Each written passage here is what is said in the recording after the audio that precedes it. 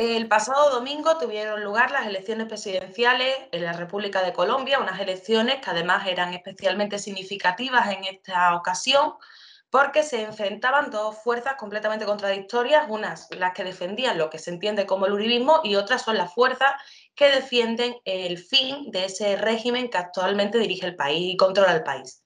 Para hablar sobre las elecciones en Colombia, hoy tenemos una invitada maravillosa, que además ya no es la primera vez que comparte con nosotros, que es María Fernanda Barreto.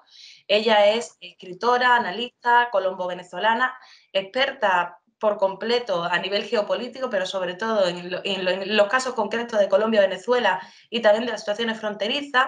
Compartiremos junto con esta entrevista las anteriores entrevistas para que conozcáis un poco más sobre el trabajo político e intelectual de María Fernanda. Y bueno, primero muchas gracias por atendernos, que sabemos que estás en todos lados ahora mismo, todo el mundo te está llamando. Y para empezar, empecemos por el principio, ¿por qué eran tan importantes estas elecciones? Bueno, primero un gran abrazo para ti, Carmen, y para todo el equipo y para quienes nos escuchan a través de las redes de la revista, ¿no? Bueno, estas elecciones son muy importantes para Colombia porque como tú lo planteabas, en este momento estamos enfrentando, digamos, la posibilidad real de poner fin a 2 décadas de un régimen terrible que ha sido el uribismo en Colombia. Sabemos que en estas elecciones no está en juego el capitalismo en Colombia, no está en juego ni siquiera la injerencia imperialista en Colombia, pero ha sido tan terrible lo que ha significado estas 2 décadas de uribismo para Colombia y para toda nuestra América, que las elecciones presidenciales se han convertido en una batalla de importancia táctica para poder impulsar las transformaciones reales que requiere Colombia en este momento. Así que, aunque, como decía en ese artículo que citaste, aunque parezca de cajón, que decimos en Venezuela, parezca obvio que en todas las elecciones hay una disputa entre cambio y continuidad, en estas elecciones presidenciales en Colombia esa disputa tiene mucho más importancia porque hablamos de romper con esa doctrina que representa a las mafias del narcotráfico en el poder, sin negar que la clase política colombiana está toda atravesada por ese narcotráfico y que ese narcotráfico, sobre todo de los 80 para acá, ha penetrado a toda la clase política, pero nunca como ahora habíamos tenido a un presidente tan relacionado con el narcotráfico y el paramilitarismo como Álvaro Uribe Vélez en el poder. En el poder directa o indirectamente, porque en estos 20 años ha habido otros presidentes, pero han sido siempre los que Uribe ha designado como presidente. En relación con eso y con el uribismo, ya un poco has ido situando a qué nos referimos cuando hablamos de uribismo.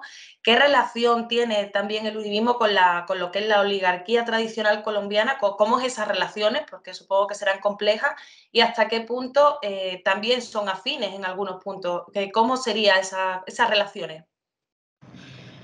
Bueno, Uribe no viene de esas familias tradicionales de la oligarquía colombiana, lo cual en su momento fue como un poco disruptor, ¿no? Pero realmente viene digamos, viene de enriquecerse gracias al latifundio y al narcotráfico. Y en ese ser latifundista, ser patrón de finca y vincularse con el narcotráfico, pues ahí sí logra coincidencia con muchas de esas familias tradicionales que, sobre todo desde la década de los 80 en adelante, fueron mezclándose con el narcotráfico y que siempre han sido familias terratenientes, porque la tenencia de la tierra en Colombia es precisamente una de las más grandes razones de la desigualdad, dado que está sumamente concentrado, es decir, que es un país de latifundistas, sin lugar a dudas. Entonces, aunque Uribe en un principio no convocaba a todos los afectos de la derecha tradicional, y aún hay algunos sectores de la derecha que siguen sin sentirse convocados por el uribismo, digo de la derecha tradicional que forma parte de la oligarquía colombiana. Aún así, la mayoría de esa oligarquía terminó por plegarse al uribismo porque el uribismo le garantizó a través de sus políticas de seguridad democrática, precisamente les garantizó la posibilidad de pacificar de una vez al pueblo que ellos no habían logrado pacificar en todo el siglo XX, ni siquiera en el siglo XIX, que siempre han sido, o sea, en Colombia hay una larga y sostenida historia de resistencia popular que la oligarquía más violenta del continente, con toda su violencia, no ha logrado aniquilar, y es por ello que Uribe Vélez terminó por convertirse en una tabla de salvación, tanto para la oligarquía criolla como, por supuesto, para el imperialismo, porque Uribe además se convirtió en el agenciador de la legitimidad de los grupos paramilitares y de la legitimidad e incluso la legalidad de la penetración estadounidense en Colombia, hasta el punto de convertir a Colombia, francamente, ya abiertamente, en un país militarmente ocupado por los Estados Unidos.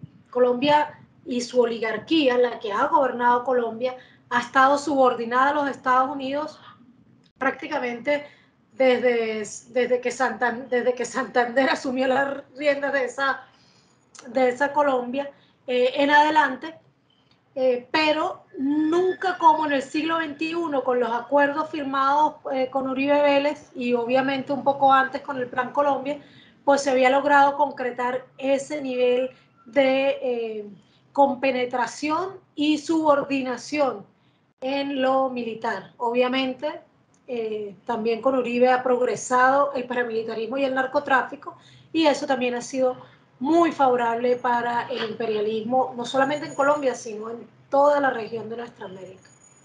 Y cuando digo nuestra América, digo lo que tradicionalmente se llama América Latina y el Caribe, ¿no? En relación con eso, con una palabra que has dicho pacificar, tú distingues, y en varios trabajos tuyos he leído sobre el tema, entre la pacificación y la paz. ¿Podrías explicar un poco para los que nos estén escuchando? Sí, yo hago esa diferencia tratando de decir que una cosa es pretender aniquilar toda forma de disidencia, ¿ya? U obligar a que todas las formas de disidencia se callen, bien sea porque se rindan o bien sea porque sean calladas a la fuerza, que en Colombia se traduce en judicialización o asesinato, ¿no?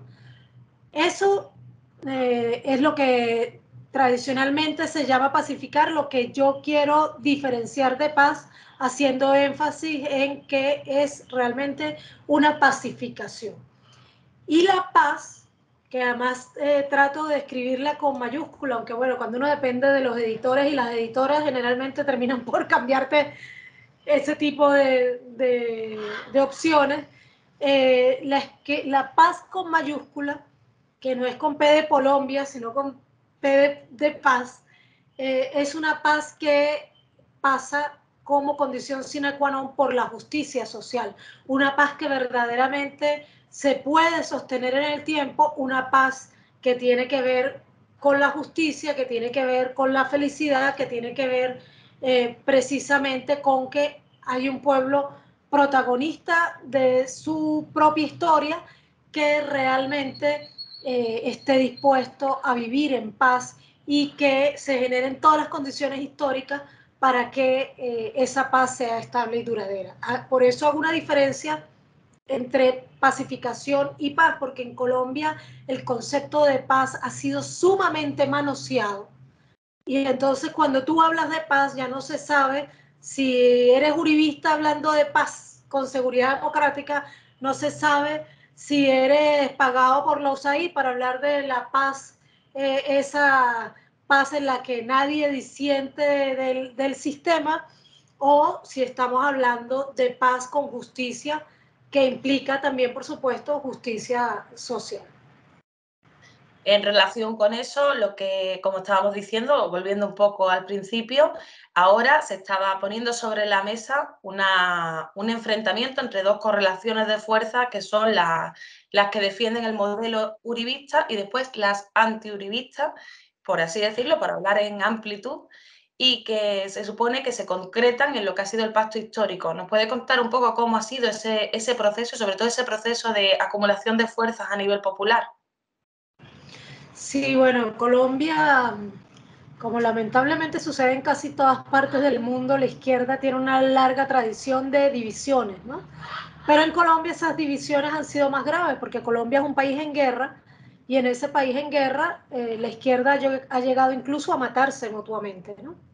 Entonces, el haber logrado que el pacto histórico recogiera distintas corrientes de izquierda, no solamente institucional, me refiero no solamente a partidos políticos, sino también organizaciones populares, movimientos sociales, además de organizaciones o individualidades progresistas, e incluso de centro, y hasta podríamos decir que algunos y algunas de centro derecha, pues es una experiencia inédita para Colombia, realmente inédita para Colombia, y eso ya nos habla de un hito, ¿ya? Un hito en esa historia. Esa unificación creo que también la ha logrado la polarización, pero no es la polarización de la que la derecha acusa siempre a la izquierda, ¿no? No es que como ustedes hablan de lucha de clases, polaricen, como si nombrar algo que existe lo hiciera por fin existir, ¿no? Basta con que exista para que sea real, pues ya, es real porque está aquí, porque existe. Hay clases sociales que se confrontan en intereses. Entonces, nos acusan siempre a la gente de izquierda por mostrar el hilo negro, ¿ya?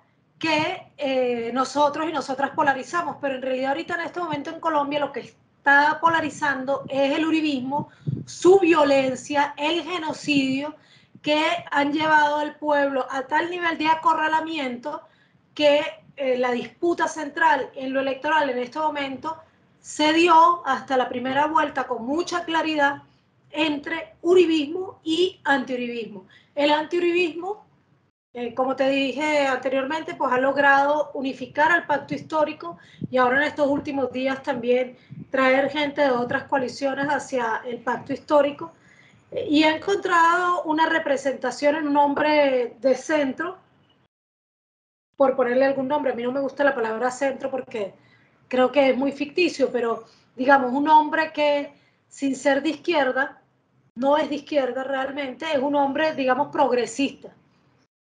Eh, y ese Gustavo Petro, pues, ha sido un senador muy popular en las épocas que ha sido senador, en los años que ha sido senador. Es el senador que destapó ese escándalo que fue muy famoso en Colombia de la parapolítica, es decir, comenzó a evidenciar cómo el uribismo había servido para llevar al poder gente directamente vinculada al paramilitarismo, empezando por el propio Álvaro Uribe Vélez y su familia. Y después también fue protagónico en la denuncia de lo que en Colombia se conoce como la GIDIS política, que tiene que ver con una compra de votos que se hizo para que se aprobara la reelección para Álvaro Uribe Vélez. Así que ese protagonismo de Gustavo Petro creo que es el que lo ha convertido en estos años en el candidato que finalmente resultó electo por el pacto histórico para representarlo ante la presidencia de la República. Ahora, eso pasó por un proceso de elección perdón, que se llevó a cabo en paralelo con las elecciones legislativas. Se postularon 5 candidatos y candidatas del pacto histórico para la presidencia y el primer lugar lo obtuvo Gustavo Petro y el segundo lugar lo obtuvo la compañera Francia Márquez, que luego de unos días se determinó que pasó a ser la candidata a la vicepresidencia por el pacto histórico. Si me permites que me extienda un poquito más, diría que Francia encarna a los sectores de izquierda dentro del pacto histórico, dado que ella es una mujer que viene no desde la izquierda institucional, digamos, sino de los movimientos sociales, una mujer feminista, pobre, que incluso habla siempre de su historia, madre soltera, que ha trabajado limpiando casas, que además es lideresa social de las negritudes de Colombia y que también es una importante lideresa en las luchas ecologistas, y en Colombia las luchas ecologistas son luchas que cuestan la vida. Estamos hablando del país del mundo con mayor cantidad de líderes y lideresas ecologistas asesinadas en los últimos años. De hecho, la siguiente pregunta iba a ir precisamente por ahí. Iba a preguntar por las dos figuras que encarnan esa fórmula presidencial, que son Gustavo Petro y Francia Márquez. Y bueno, pero ya una vez respondido, vamos hacia el otro lado. Que iba a ser el rival, o por lo menos tal y como se planteaba, el que iba a ser el gran rival de Petro, era Federico Gutiérrez, que además recibió el apoyo explícito de Uribe. Sin embargo, ha habido una sorpresa en estas elecciones que, bueno, para ti no tanto, porque quiero recordar una entrevista que le hizo la compañera Orlenis esa misma tarde y ya apuntaba a la compañera María Fernanda que esto iba a pasar. Y bueno, y lo que ocurrió fue que el tercer candidato, el que se postulaba como el tercero, que es, espérate, ahora se me acaba de ir el nombre, Hernández, pero no recuerdo. Rodolfo Hernández quedó como segundo candidato más votado y es el que va a ir a segunda vuelta con Petro. Primero, si quieres comentar algo sobre lo que ha ocurrido con respecto a lo que se esperaba y a lo que ha ocurrido finalmente. Y por otra parte, hablar un poco de Rodolfo Hernández, porque de momento, y ya lo hablábamos también el otro día, estamos viendo cómo a Rodolfo Hernández se le separa del uribismo, se le está apartando y se le está presentando como un candidato limpio con respecto a esa polarización de la que hablaba. ¿Cómo ves toda esta situación? Bueno, ese candidato que era Federico Gutiérrez representaba realmente con mucha claridad al uribismo, digamos, ante la población colombiana. De hecho, ya se venía diciendo desde el principio que Federico Gutiérrez iba a terminar por encarnar al uribismo, y él no lo negaba porque siempre ha sido un hombre bastante afín, aunque siempre ha sabido también mantenerse como independiente. Porque recordemos que si bien en el año 2002 era muy popular decirse uribista, luego de los primeros 4 y 5 y luego 6 años, ya comenzó a ser muy cuestionada la figura de Uribe, se comenzó a evidenciar sus vínculos con el narcotráfico, con el paramilitarismo, y mucha gente simpatizante de Uribe, de todos modos, trató de mantener una figura de independencia. Pero aunque en principio Federico Gutiérrez trataba de mantenerse un poco al margen de Uribe, era por todos sabido que había una relación entre estos dos candidatos. Tan pronto se realizan las elecciones internas de ese equipo por Colombia, cuando resulta electo Federico Gutiérrez, creo que eran 4 candidatos de ese equipo Colombia, si no me equivoco, 5 candidatos también creo. Cuando sale electo Federico Gutiérrez, entonces de inmediato Uribe desecha su candidato y se suma al día siguiente en la mañana a la candidatura de Federico Gutiérrez. Y Federico Gutiérrez lo acepta gustoso y se convierte desde ahí públicamente en el representante de Uribe para el proceso electoral. Rodolfo Hernández jugó a ser antiuribista a no ser ni antiuribista ni uribista. Trató de jugarle al centro, hizo una campaña de confusión muy activa por las redes sociales, con pocas propuestas, más con creo que lo conversábamos ayer nosotras, más con un discurso dirigido no a la razón, sino al cerebro reptil del pueblo colombiano. Y así, con esa confusión en la que a él le gusta jugar, pues quiso hacer creer al pueblo colombiano que él tampoco tenía nada que ver con Uribe. Aunque se hicieron conocer algunos trinos, por ejemplo, del presidente Uribe diciendo que lo apoyaba cuando se lanzó a la alcaldía de Bucaramanga en el año 2016, o salieron videos de él mismo, de Roberto Hernández, diciendo que él apreciaba a Uribe y él sentía que Uribe también lo apreciaba a él, etc.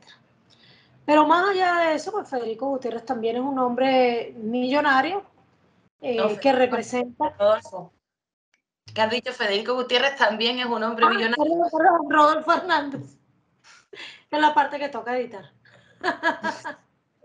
Bueno, más allá de ello, Rodolfo Hernández también es un hombre millonario, reconocido públicamente por su chabacanería, la violencia de su lenguaje, su machismo, que cuando trata de aclararlo oscurece, porque esta mañana dijo en una entrevista que estaban tratando de manipular diciendo que él creía que las mujeres tenían que quedarse en la casa.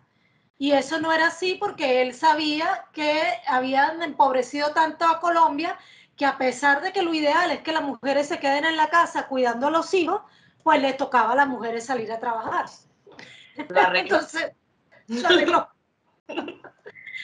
Entonces, bueno, ya develado inmediatamente el triunfo de Rodolfo Hernández, que todavía no sabemos si es real, porque como lo dijimos ayer, ese sistema electoral colombiano es pésimo, es arcaico y da para cualquier cosa.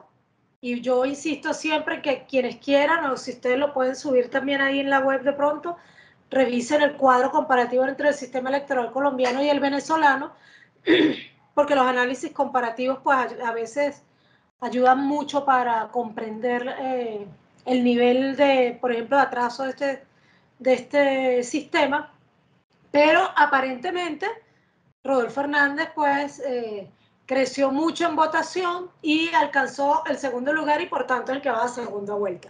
Tan pronto Rodolfo Hernández resulta el candidato que va a segunda vuelta, poquísimos minutos después salió María Fernanda Cabal, que es una mujer sumamente fascista, racista, que cree que los indígenas y las indígenas no son ciudadanos ni ciudadanas, que todo el tiempo ha criminalizado la protesta, sobre todo la protesta estudiantil. Es una mujer que cuando los estudiantes han salido a protestar los manda a estudiar, dice vayan a estudiar vagos, cree que un estudiante que protesta es un estudiante vago. Y bueno, así por el estilo, María Fernanda Cabal, esa mujer que representa lo peor del uribismo, y ya mucho decir, salió creo que 10 o 15 minutos después de que se anunciara el pase de Rodolfo Hernández en segunda vuelta a decir que había que apoyar al ingeniero Rodolfo Hernández. Evidentemente, en su discurso también de aceptación de derrota, Federico Gutiérrez también dijo que él personalmente iba a votar por el ingeniero Rodolfo Hernández y comenzaron ya a aparecer las pancartas a favor de Rodolfo Hernández en los mismos lugares donde antes estaban las pancartas a favor de Federico Gutiérrez. Fíjate que ayer conversamos, nosotras, ¿no?, de lo negativo que podía ser para Rodolfo Hernández ese apoyo público del uribismo. Y recuerdas que ayer mismo dijimos, bueno, parece que nos escuchó porque ahí mismo salió diciendo, no, yo mantengo mi distancia, es algo así como yo no voy a negarme a recibir apoyo, pero quiero dejar claro que yo no soy, no me voy a plegar al uribismo, algo así más o menos dijo, ¿no? Hombre, realmente flaco favor le hacen, eso. Claro, y ayer lo dijimos, que ese asumir públicamente que Rodolfo Hernández, que era un candidato que no tomaba partido por el uribismo ni por el antiuribismo, entre comillas, ¿no? Que ahora pase a ser el candidato al uribismo es un flaco favor. Por eso hoy pasaron dos cosas muy interesantes que tienen que ver con ello. Uno, que un influencer colombiano que ganó la senaduría y que por alguna errónea razón había asumido apoyar a Rodolfo Hernández, que es un influencer llamado JP, él hoy le retiró el apoyo. Y ese es un retiro bastante importante porque nos habla de que no nos equivocamos ayer cuando hablábamos del flaco favor que le hace el uribismo al manifestarse en favor de Rodolfo Hernández. Porque lo que él dice no es que le va a endosar sus votos a Petro, JP, este influencer, sino que no va a apoyar más a Rodolfo Hernández, porque él no puede estar del mismo lado que está la gente que ha masacrado al pueblo en las calles, porque él realmente se hizo muy famoso durante la jornada del paro nacional, ¿no? Así que bueno, ese deslindarse de JP de Rodolfo Fernández ya muestra una fisura interesante, importante, porque con él había llegado un sector de la juventud cibernauta que tiene un voto muy, muy débil, que se deja guiar muy fácilmente. Y bueno, creo que ese retiro puede ser tan importante para Rodolfo Hernández que pocos minutos después o pocas horas después sacó un hilo de 20 puntos según los cuales él se diferencia de Uribe Vélez en esos 20 puntos. Estuvimos leyendo esos 20 puntos y publicamos un trino. No sé si creo que te llegó, ¿verdad, Carmen? No sé. Sí, publicamos un trino citando el Twitter de Rodolfo Hernández. Ah, sí lo he visto. Ajá, donde dice, ya te voy a decir qué pusimos porque es que realmente es. Fíjate, en el trino pusimos, de la saga Pueblo Confundido vota a la derecha, tras el estreno de No soy uribista ni anti-uribista, llega, mi programa se parece al de Petro, pero no es. Porque cuando revisamos los 20 puntos, vemos que ha tomado 20 puntos que antes no fueron la mayoría mencionados por él, que forman parte del programa del Pacto Histórico, pero ahora son el programa de él, según él, ¿no? Por ejemplo, el tema del diálogo con el ELN, él había dicho que él no iba a dialogar con el ELN, sino que les iba a presentar el mismo acuerdo que se firmó con la FARC para que ellos lo firmaran. Cosa que ya desde hace mucho tiempo la Delegación de Paz del ELN ha dicho que no va a hacer. Y hoy él dice que sí va a dialogar con el ELN, por ejemplo, ¿ya? Entonces, ¿a qué juega? A la desmemoria, al hecho de que nunca hizo ninguna propuesta muy seria y tajante realmente antes de las elecciones del domingo, y sobre todo juega a confundir, porque la idea de Rodolfo Hernández es confundir. Y bueno, a eso sigue apostando. Así que lo que decíamos aquí es que próximamente se estrena Gracias por el apoyo tan cabal, doctor Fico, pero disimulemos, o traducida al castellano, no me defienda, compadre. Porque así es como está ahorita la campaña de Rodolfo Hernández, tratando de deslindarse del incómodo uribismo, pero aceptando con mucha facilidad el apoyo del uribismo, por otro lado, y los recursos que vienen con ese apoyo del uribismo, porque sabemos todos y todas que al final la derecha colombiana, la clase tradicional colombiana, está más representada en Rodolfo Hernández que en Gustavo Petro. Esto aunque asumimos y decimos, y no nos cansamos de decir, que Colombia no está a las puertas de una revolución con estas elecciones. Gustavo Petro no es un revolucionario. En el pacto histórico, ¿cómo no? Hay sectores revolucionarios, claro que sí, individualidades, organizaciones, incluso partidos, o sea, está el Partido Comunista, está la Unión Patriótica, pero también hay organizaciones como Congreso de los Pueblos, que son organizaciones de izquierda, y también hay intelectuales de izquierda, artistas de izquierda, que forman parte del pacto histórico, pero no todo el pacto histórico es de izquierda. Gustavo Petro no es de izquierda. Sin embargo, como decíamos, esas elecciones en este momento son de importancia táctica porque estamos hablando de, primero, una gran coalición que ya nos da un indicio de diálogo, ¿ya? De diálogo en una sociedad acostumbrada a dirimir a tiros las diferencias políticas. Y segundo, nos habla de un candidato que no tiene ni pertenece a la clase dominante tradicional colombiana, ni pertenece o se le conoce ningún vínculo con el narcotráfico, ni tiene ninguna causa abierta por corrupción. El candidato de la derecha, en este caso ahora, que es Rodolfo Hernández, ha levantado las banderas de la anticorrupción, pero tiene casos abiertos por corrupción y además por persecución sindical, que también es muy importante.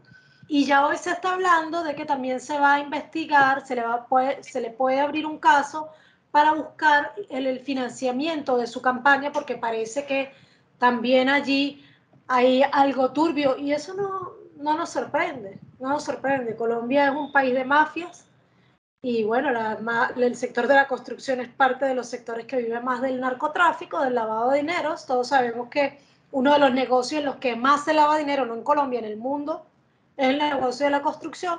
Pero además, bueno, viendo la violencia de este señor, un señor que a un concejal de oposición le metió un puñetazo delante de la policía y delante de las cámaras. Un tipo sumamente violento, un tipo machista, xenófobo, que dijo que la migración venezolana era como una fábrica de chinitos pobres. Chinitos en Colombia es niñitos, ¿no? Niñitos pobres. Bueno, ese es el hombre al que muchos llaman el Trump de Colombia, porque así es más o menos el estilo político, y a eso mismo juega. Un desliz, un lapsus lo puede cometer cualquiera, y yo lo cometí. Me hago de su huevón, hijo de puta, si usted sigue jodiéndome. Hijo de puta, le pego su tiro, malparido. Yo cojo las hipotecas, que esa es la vaca y leche. Imagine, 15 años un hombrecito pagándome intereses. Eso es una delicia. No fue su hijo, eso es un miembro de la ¡miente, hijo de puta! ¡No es así! ¿Cuándo? ¡Dijo que La vida me ha enseñado que el que dice la verdad gana. No, yo ofreció 20.000 casas. No, casa no. Vivienda. Tampoco. Hogares felices. ¿Qué fue lo que Lotes con servicios. Bueno, pero no, la misma cosa. No sé. ¿Cuántos lotes con servicio entregó? Ninguno. Y se lo comenté al doctor Uribe también, que allá va a Bucaramanga, y él me llama, me aprecia, yo siento que él me quiere. ¿Y usted lo aprecia o usted no? Yo sí lo aprecio, él me ayudó a mí. Para el Bichada, ¿eso qué? El departamento del Bichada. ¿Y cuál es la capital? ¿Pero cuál es la capital? Puerto Carreño. Ah, bueno. Yo soy seguidor de un gran pensador alemán. ¿Cuál que es? se llama Adolfo Hitler. ¿Usted cree en la labor de la mujer en la dirección, dirigiendo cosas, gobernando de alguna manera? No, es bueno que ella haga los comentarios y apoye desde la casa. La mujer metida en el gobierno, la gente no le gusta. Necesitamos es que los empresarios entiendan que el mejor negocio es tener gente pobre con capacidad de consumo, todo lo que hace pues, porque los pobres consumen toda la plata en el mes.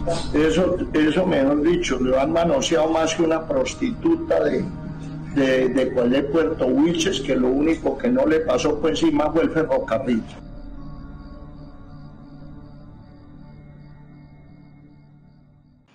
En ese sentido, bueno, primero decir que eso de no soy ni antiuribista ni uribista me suena al famoso no soy ni de derecha ni de izquierda, que suele significar que eres de derecha pero te avergüenzas. O sea, realmente es un poco eso.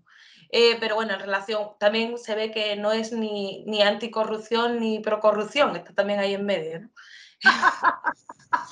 Bueno, volviendo con el tema este, ¿cómo tú consideras que ha beneficiado o beneficia que vaya a segunda vuelta, el pacto histórico vaya a segunda vuelta con un personaje de estas características, o quizás hubiese sido más sencillo conseguir una victoria con Fico Gutiérrez? Siempre es más fácil cualquier disputa cuando están claras las evidencias de quién es quién, ¿no? Con Federico Gutiérrez no había dudas de su vinculación con el uribismo. Con Rodolfo Hernández, pues él ha sabido jugar bien a la confusión, y lamentablemente confundir es más fácil que aclarar, ¿no? En todos los sentidos, y en política aún más, aún más. Esta publicación de 20 puntos de hoy, por ejemplo, donde un machista como Rodolfo Hernández le habla a la sexodiversidad, por decir algo, pues obviamente genera confusión y es más difícil para esta propuesta del pacto histórico confrontar a un hombre que no le importa decir hoy algo y mañana decir otra cosa, porque no tiene ningún programa, porque realmente no tiene mayor interés en hacer un ejercicio de poder coherente con una transformación del país. Es decir, él dice que él representa el cambio, pero nunca nos ha dicho cómo. Entonces hoy se apresuró a robar 20 puntos del discurso del progresismo y de la izquierda para decir que son sus puntos, y seguramente pasado mañana tomará otros. Ahora, estos puntos que tomó hoy, te doy un ejemplo. Hoy habló a favor del aborto, de que él iba a mantener lo que las mujeres colombianas habíamos logrado avanzar en torno al aborto. Eso le va a restar votos dentro de los uribistas que lo están apoyando. ¿Ya? También tiene una posición complicada porque tiene que contentar a demasiada gente, ¿no? Claro, claro, pero yo creo que él no está tan preocupado por contentar a mucha gente, sino por confundir a mucha gente. Entonces, aunque haya una base del uribismo que se sienta confundida, de todos modos, María Fernanda Cabal, que lo único que le importa es el poder de su clase, pues ella le va a importar 3 pepinos lo que él diga, porque ella sabe que es mentira.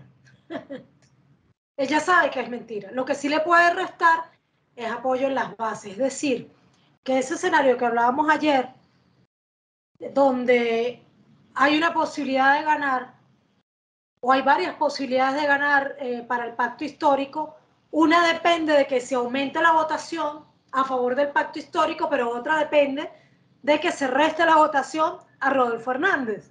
Aunque parezca obvio, lo uno no implica lo otro. Es decir, no necesariamente los votos que pueda ganar Petro vengan de Hernández, pueden venir de otras coaliciones.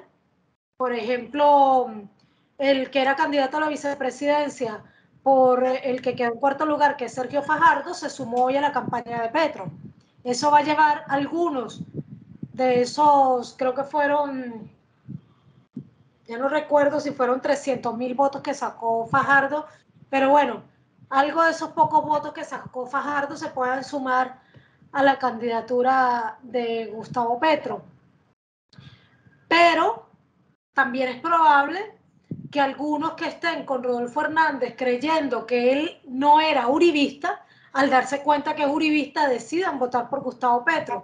Pero también es cierto, y es lo que también ha planteado no solamente Petro, sino varias gente dentro del pacto histórico, que el pacto histórico tiene que ir a buscar los votos de la gente de los pueblos, la gente oprimida que no votó.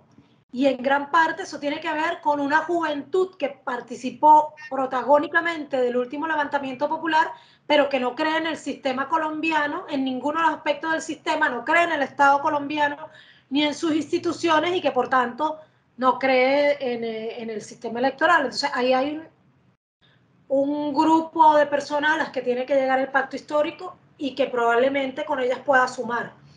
Pero hay un sector que apoya a Fajardo, como el de JP, que podría simplemente abstenerse al darse cuenta que el uribismo se metió ya en la campaña de Rodolfo Hernández, y que por tanto Rodolfo Hernández se convierte en la tabla de salvación del uribismo, cosa que ya, como tú dices, veníamos denunciando, que era lo más probable, porque es que Fico venía desinflándose, porque la figura de Uribe es un lastre para la derecha colombiana y hasta para los Estados Unidos.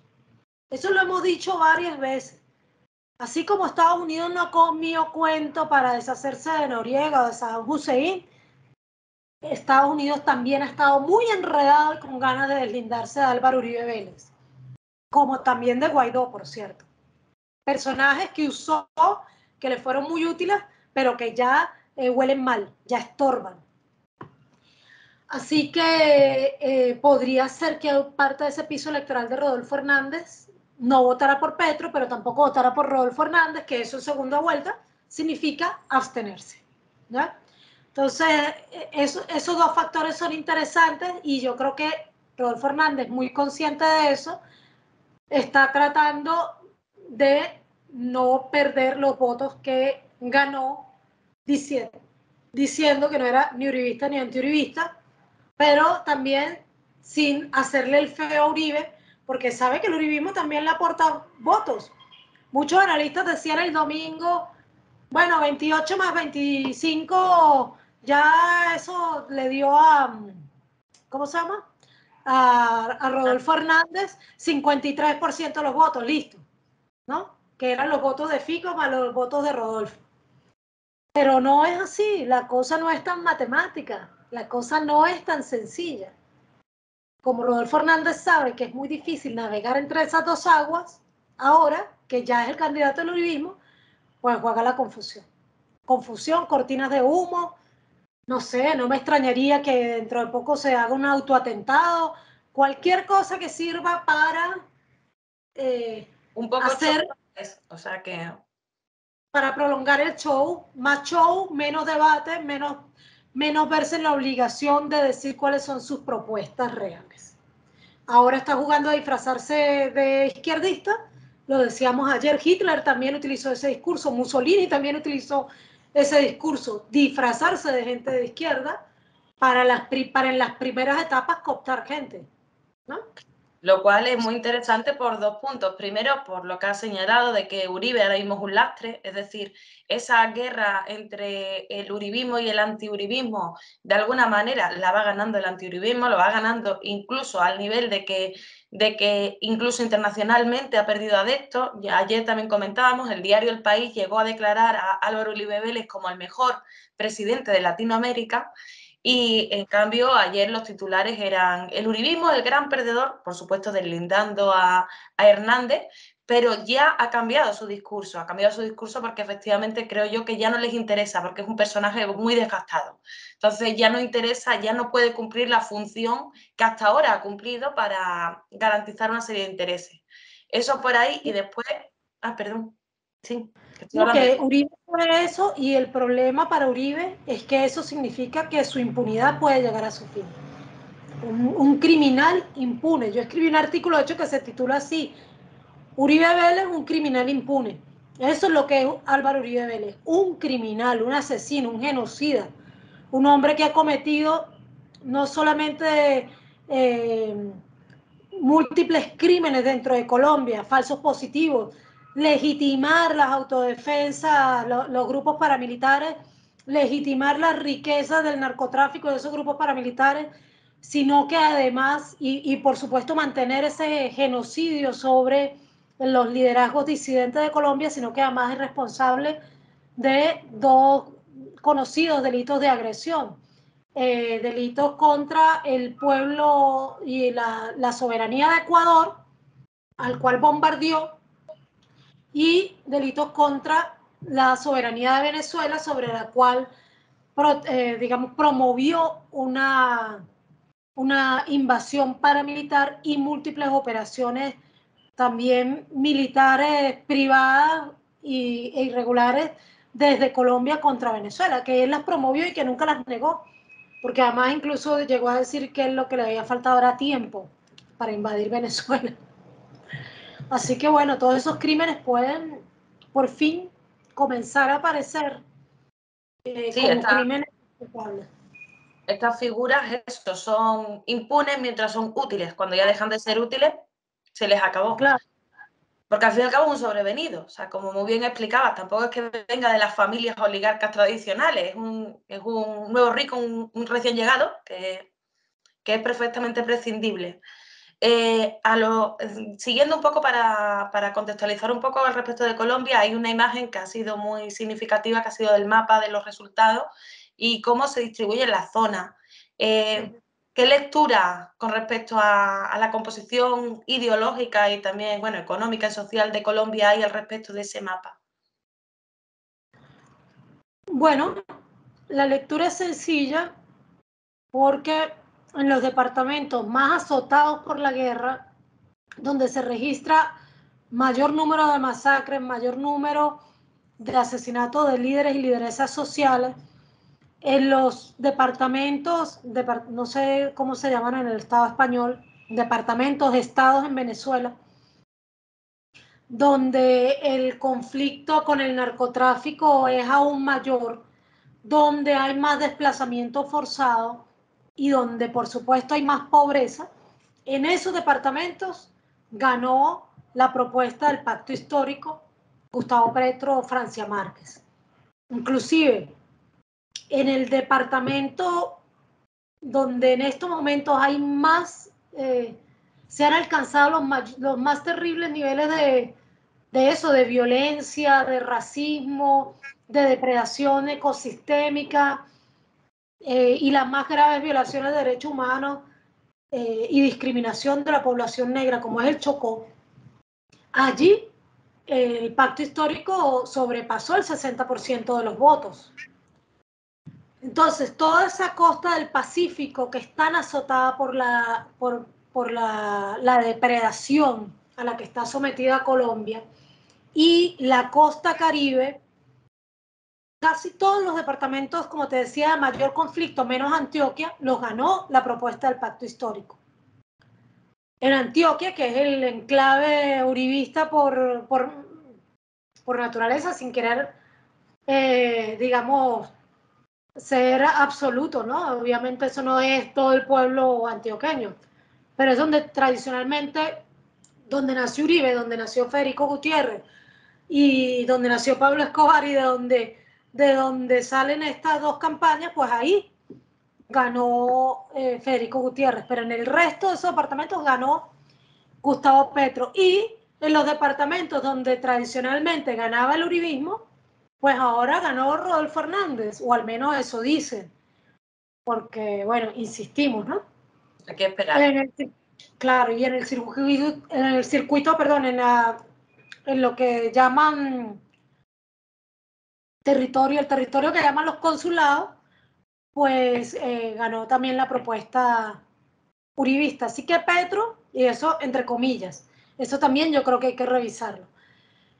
Así que Petro, la propuesta del pacto histórico Francia Márquez, ganaron por mucha diferencia en Chocó, Cauca y Valle del Cauca, es decir, en el suroccidente colombiano, que también es el territorio en el que fue más fuerte el levantamiento popular el año pasado.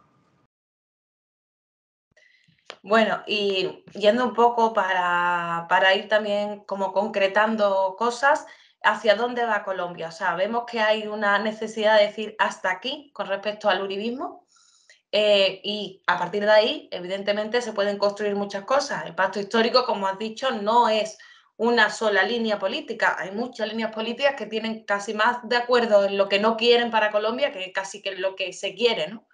Entonces, ¿qué escenario se abre en Colombia? Y también, bueno, dependiendo de los resultados y sin depender. Es decir, ¿qué está pasando con la población colombiana? ¿Hacia dónde va?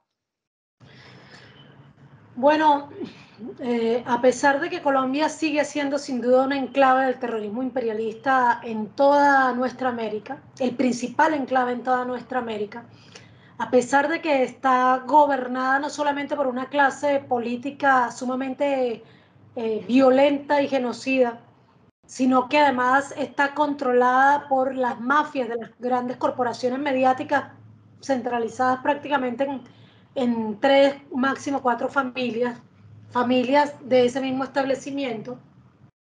A pesar de todo eso, se abre un momento en el que Colombia parece al fin comenzar a responder a los nuevos tiempos en que hay una crisis de la hegemonía imperialista en el mundo, una hegemonía que encarna los Estados Unidos, pero que es una hegemonía capitalista, no es una hegemonía de una sola nación, sino de un sistema encarnado ahí en el principal centro de ese sistema capitalista que es los Estados Unidos.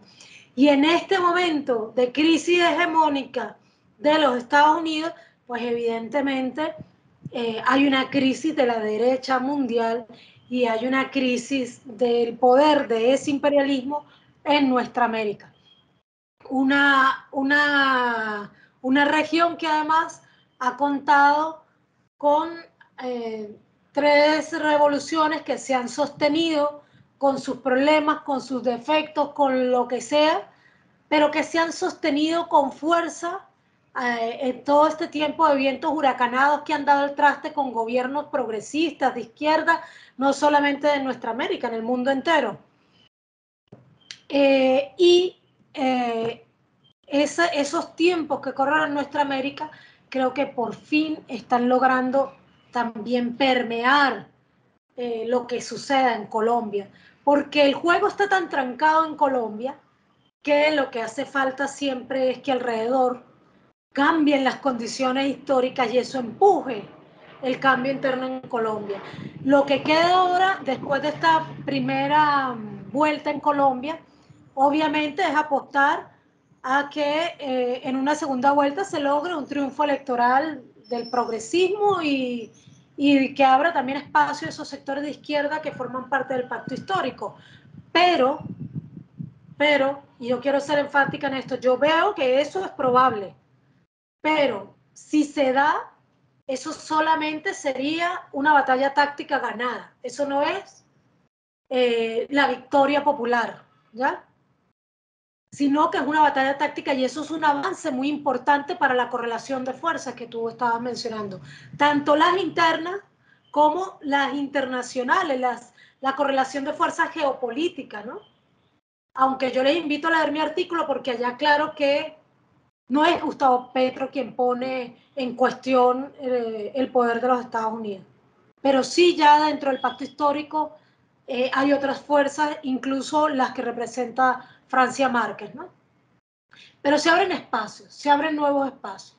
Ahora, si no se gana en esa segunda vuelta, si gana Rodolfo Hernández, igual queda primero un gran acumulado de lo que se ha logrado hacer hasta ahora, un gran acumulado, un acumulado que viene además en crecimiento. Por ahí hay un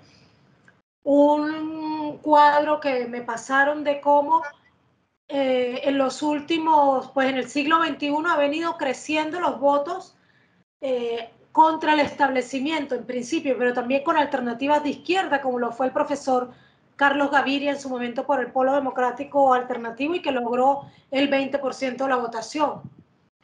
Luego a un Petro en el 2018 que llegó a reunir los 8 millones de votos y a este pacto histórico que ahora llega al menos, porque falta ver si no aparecen más votos esta semana, 8 millones y medio o algo más de 8 millones y medio de votos. Con esta fuerza acumulada que ha venido teniendo los procesos, digamos, progresistas y de izquierda en lo electoral, que ahora llega a su punto máximo con el pacto histórico, pues con esa fuerza acumulada habría que acompañar un eventual gobierno del pacto histórico a partir del 7 de agosto, que sería cuando se toma posesión en Colombia, o con ese mismo acumulado resistir y seguir luchando con un gobierno liberal, derechista, como el de Rodolfo Hernández, que seguramente profundizaría el conflicto social en Colombia y eso significa que se profundizaría también el conflicto armado en Colombia. Entonces, esas son las alternativas, pero ante ambas alternativas, ante la alternativa de un triunfo con Gustavo Petro que de algún modo abra espacios de diálogo en la sociedad colombiana y lleve adelante algunas, por lo menos algunas de las reivindicaciones que le urgen en este momento a Colombia, aún así, o sea, en ese gobierno o sin ese gobierno, este es un acumulado muy positivo, un acumulado que ha ganado el pueblo colombiano y que además los números nos dicen que no es tan fácil de deshacer, porque mucha gente pensaba que como esos 8 millones que sacó Gustavo Petro en el 2018 no le pertenecen, porque evidentemente no son votos personales por Gustavo Petro, gran parte de ellos, sino votos de la disidencia frente a ese sistema terrible que impera en Colombia. Mucha gente pensaba que entonces no contaba con esos votos para este proceso electoral y lo que vimos es que se sacó ese mismo número de votos y más, ¿ya? O sea que la tendencia además es a seguir creciendo. Así que ya hemos ganado un acumulado histórico sumamente importante para las luchas del pueblo colombiano. Ojalá sí, por supuesto, se logre ganar las elecciones del próximo 19 de junio, porque sin duda lo que nos espera con Rodolfo Hernández es aún más violencia. No quiero decir que con Gustavo Petro va a llegar a su fin la guerra en Colombia. Es muy difícil terminar con ese conflicto y eso pasa por una salida política y negociada que como toda solución política y negociada, pues requiere mucho tiempo, requiere tiempo. Colombia requiere muchas transformaciones. La transformación de Colombia y más aún la revolución en Colombia requiere un esfuerzo gigantesco que no se va a dar de un día para otro, pero tenemos que seguir apuntando a ello. Tenemos que seguir apuntando a ello porque, primero, porque es lo que ya nos reclaman los tiempos históricos. Toda nuestra América ha ido avanzando y Colombia se ha quedado rezagada, se ha quedado muy rezagada. Colombia es prácticamente el único país de nuestra América donde decir revolución está mal visto, donde alguien se cree de izquierda y se dice de izquierda, pero no se atreve a desafiar el capitalismo. Eso solo pasa en Colombia realmente. Entonces, salir de ese rezago en un país donde además hay un pueblo tan valiente que es capaz de salir a pelear por sus derechos, sabiendo que en Colombia por cualquier lucha, por más pequeña que parezca, te matan por ser sindicalista. En Colombia se ha cometido un sindicalicidio que está así documentado ante tribunales internacionales además, pero que todavía se sigue ejecutando. En Colombia hay un genocidio, como te decía, el país del planeta Tierra donde se asesinan más defensores y defensoras del ecosistema es Colombia.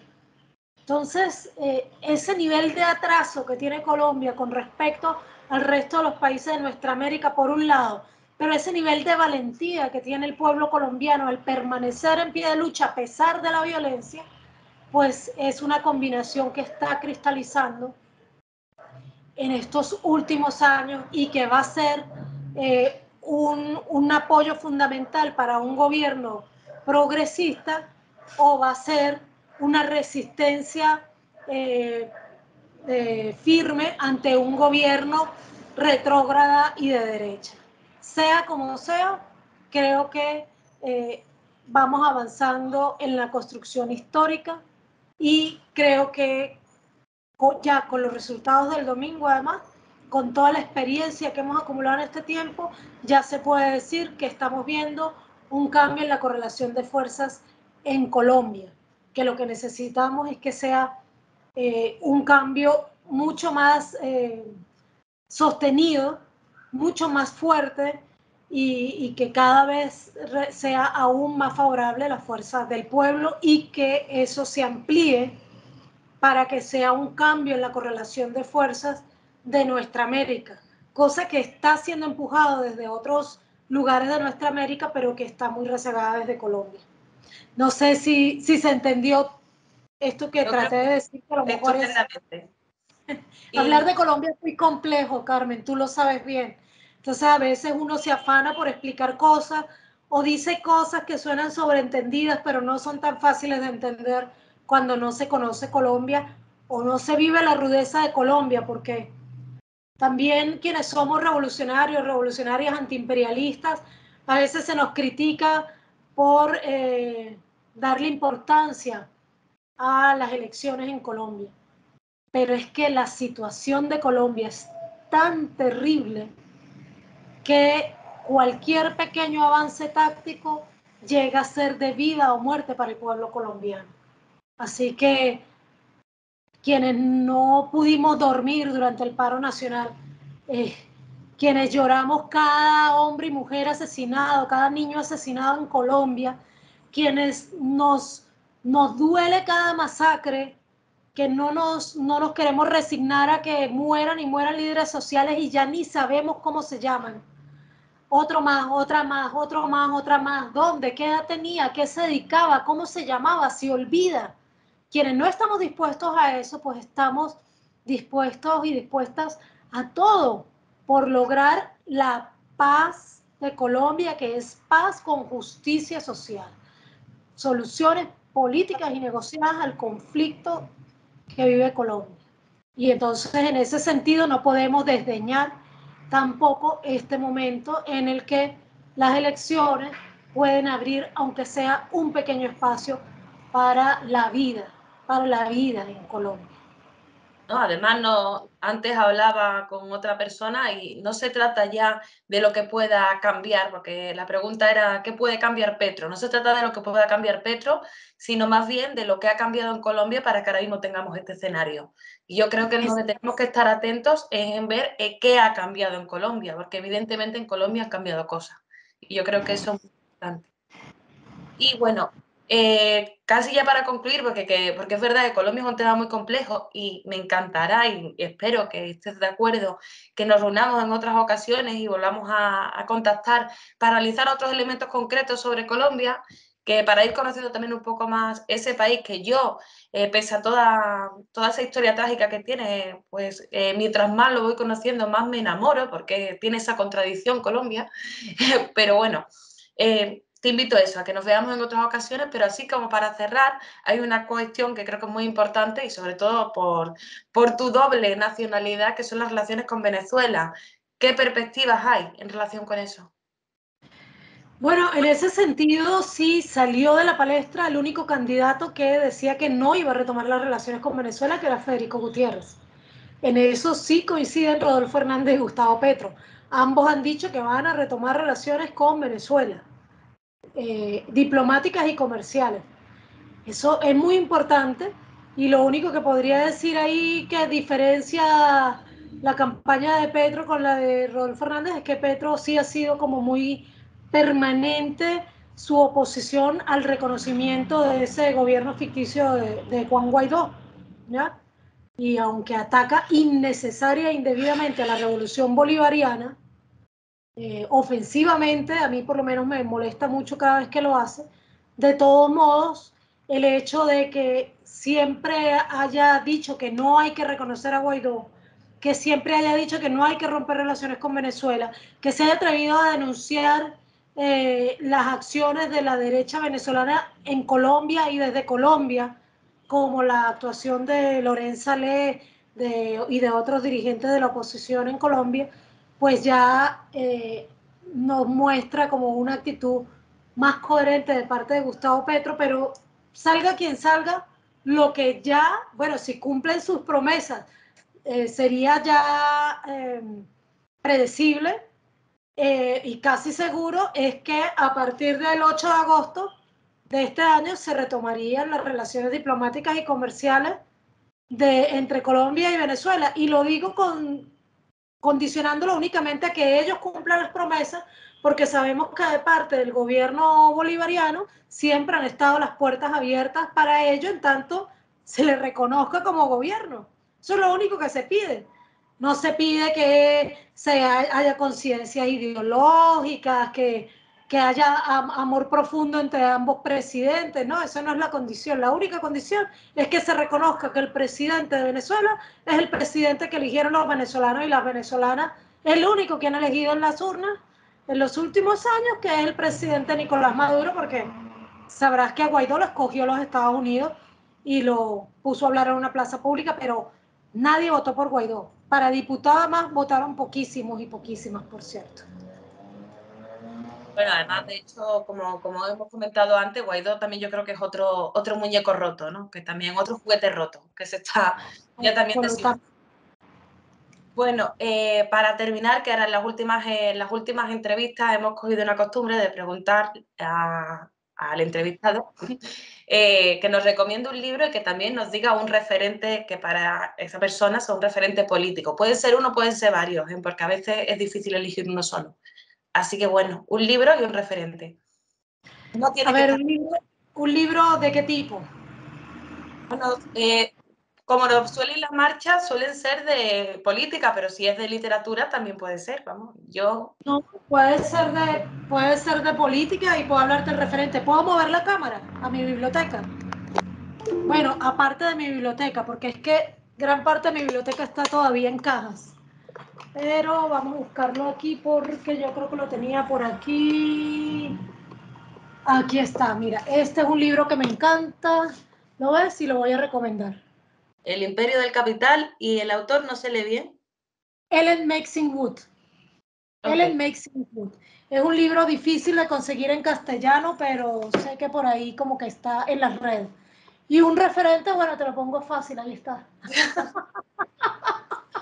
Yo estaba, lo tenías todo planeado, ¿eh? El libro abajo y el referente arriba. Como que lo hubiera tenido planeado toda la vida. Bueno, pues muchas gracias y además, sobre todo, doblemente gracias porque sé que has estado estos días tremendamente ocupada y bueno, y hemos quedado para seguir profundizando con respecto a Colombia y además hay muchos temas y muchas cosas que quiero preguntarte, así que bueno.